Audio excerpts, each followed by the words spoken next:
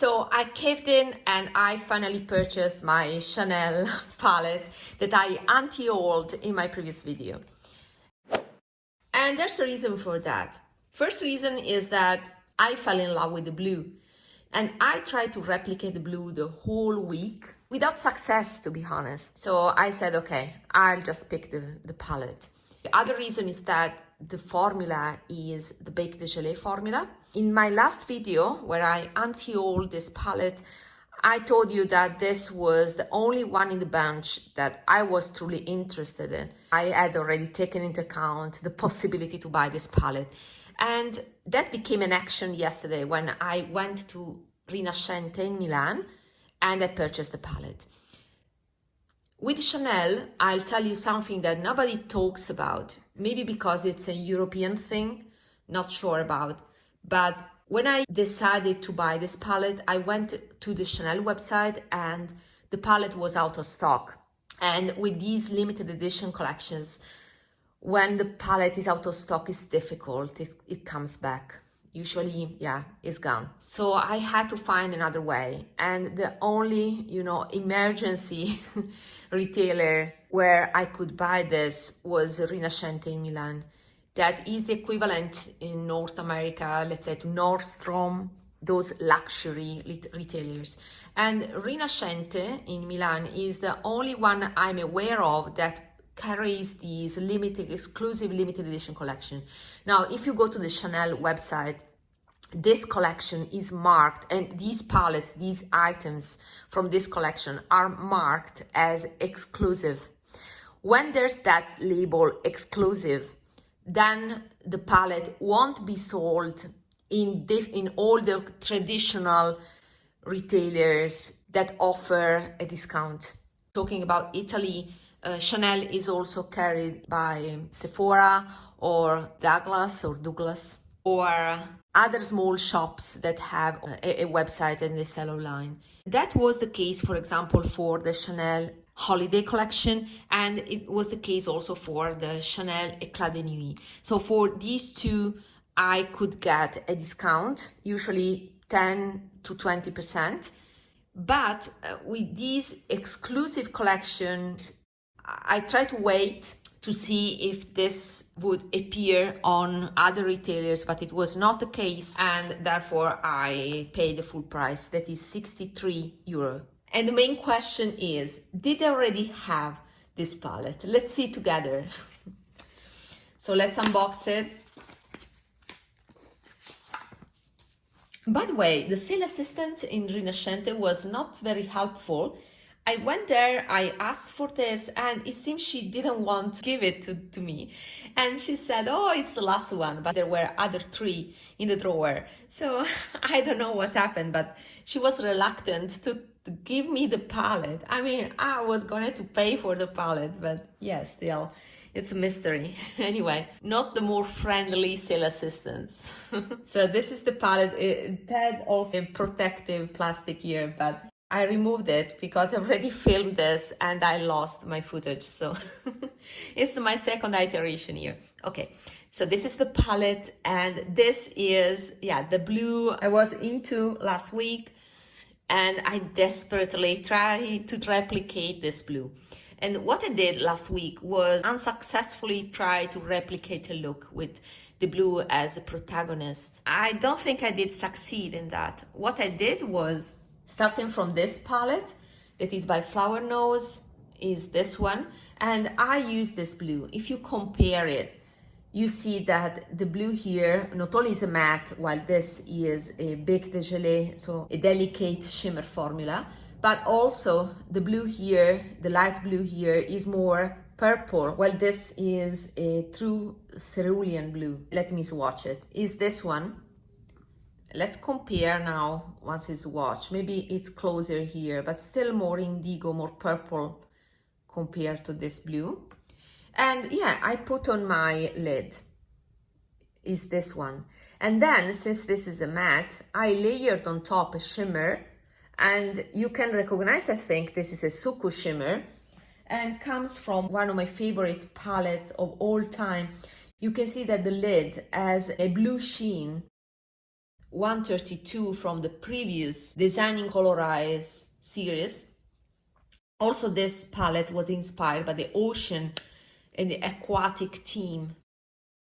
Again, you can see that this is more purple of a blue compared to the Chanel one. Therefore, this combination not only was not close in terms of color, I get more sandy vibes here. And that is totally my type of color story. I feel like the Chanel iteration is more elegant. My personal opinion, of course. This is the Flower Nose Matte with Suqqu on top. And I have to say, layering the Suqqu on top to get this one, first of all, it tones down the brightness of the matte by Flower Nose. So it's more muted, more dull. But over the time, I didn't like it at all. It turned into a gray, a bluish gray. Not sure, it may also be the combination of these layers on top of my skin over the time that, yeah, they lost a bit the brightness. But the starting point was also different compared to what I had in mind. Now that I have the palette, we will see. Let's watch it. Oh, I will touch it. Okay. This is the blue. I have to say, I expected more. Wow.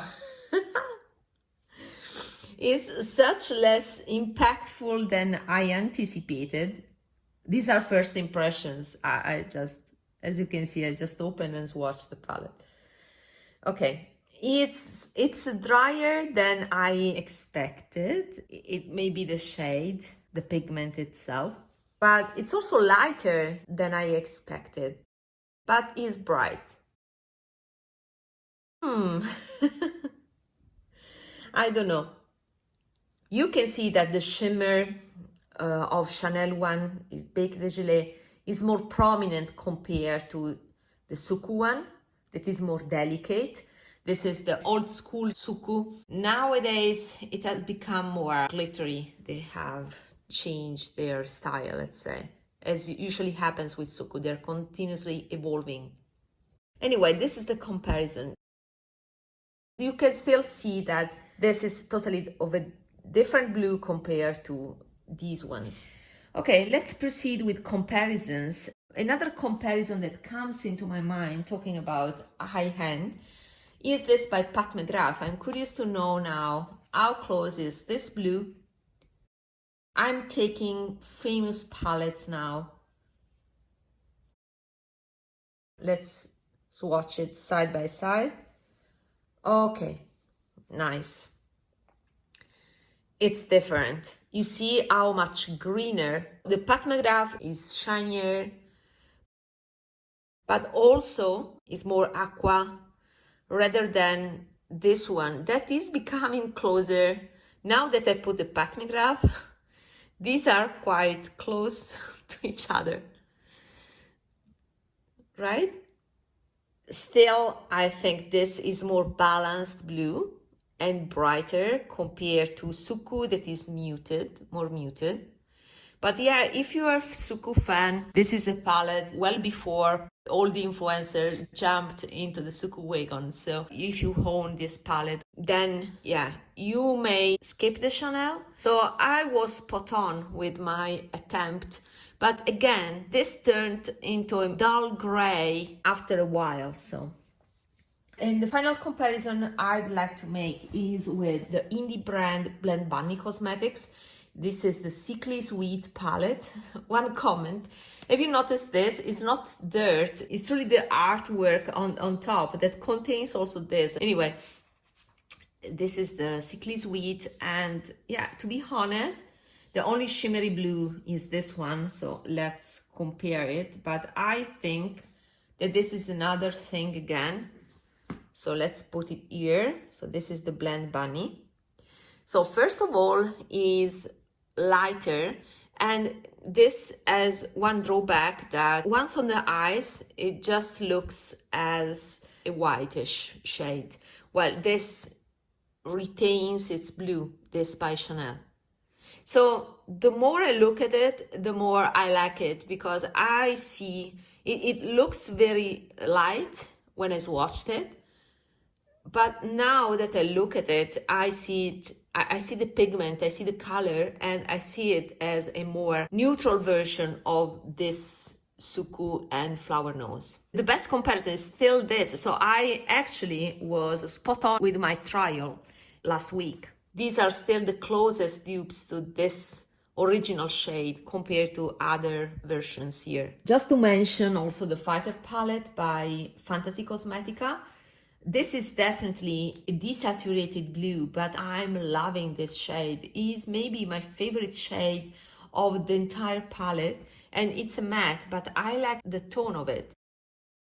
Yeah, it doesn't fit, let me put it here, but it's totally different thing. This is a bluish gray, as I was saying before, but it's weird that the look that I got with this one and a bit of brown to round up the look, it turned out to be like this after many hours. Lovely shade, but it's not what I expect by a look that is inspired by this palette. So what is my verdict? I had this palette, but I can already tell you that I was not satisfied by the looks.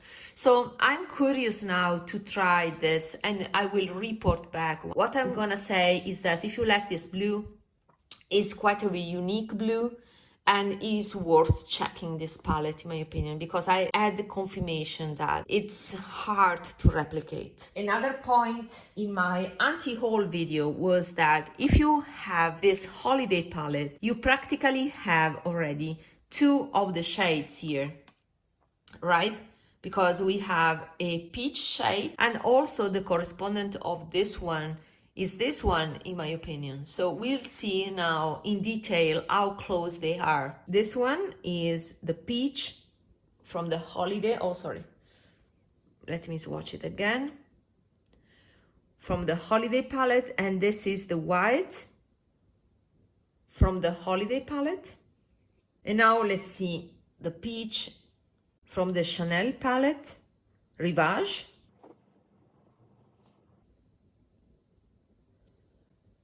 Okay, let's split the hair here.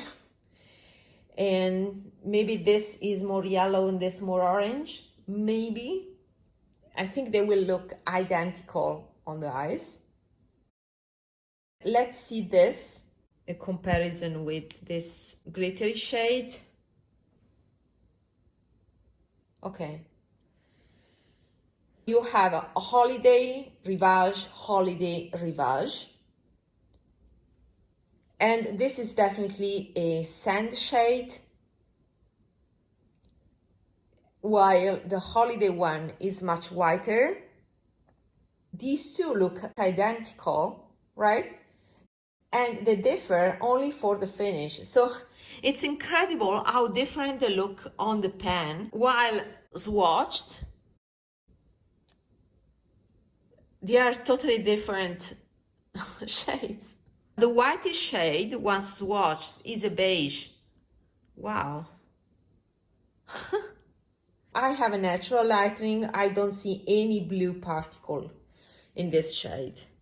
The blue particles are in the highlighter that I didn't pick. This, to me, is, in my opinion, the best item in the entire collection. To be honest, if you own this palette, you have a very similar shade of the Rivage shade, and you have a whitish highlighter that is actually has more contrast compared to the two shades, corresponding shade in the Rivage palette that look identical. Let's see the brown. Let's check this brown that I know it's not pigmented at all. Okay, it's on me is a warm brown because I have neutral cool skin tone. I'd like to compare the brown to the Eclat de Nuit one. You see how much I use this palette, because this was the only palette I brought with me during my 3 weeks business trip. I much prefer this shade. It's more gray. deeper and cooler in tone. Let me pick another Chanel palette that is a jewel. Okay, I brought with me other two palettes. One is the jewel that I was referring to, and is the other Sandy palette. Outstanding original Chanel Empreinte Dessert. This palette is fantastic. It is the old baked gelée formula. I want to compare these sandy shades because this has that sandy color story that reminds me a lot of this. So this seems a fresher iteration of this Empreinte Dessert. Let me swatch it here. Okay, what to say? This is maybe more yellow and these are more reddish. They're quite close, and this is very close to this one. This has a hint of orange. Let's swatch all the palette. This one was the other shade that is not present in the palette. Maybe this, maybe the shimmery version, more pigmented version of this matte shade that is in the Rivage palette. They are quite close in tone. And then we have the brown that is very pigmented, so what we are talking about. And then there's the green. This was a fantastic quad. Much more pigmented, even right now, after several years. This was released in summer 2016. Amazing palette. It's truly a jewel that I have in my collection. This is a fresher version, a shimmery shade that is this beige shade that reminds of this but is more glittery, so more contemporary maybe.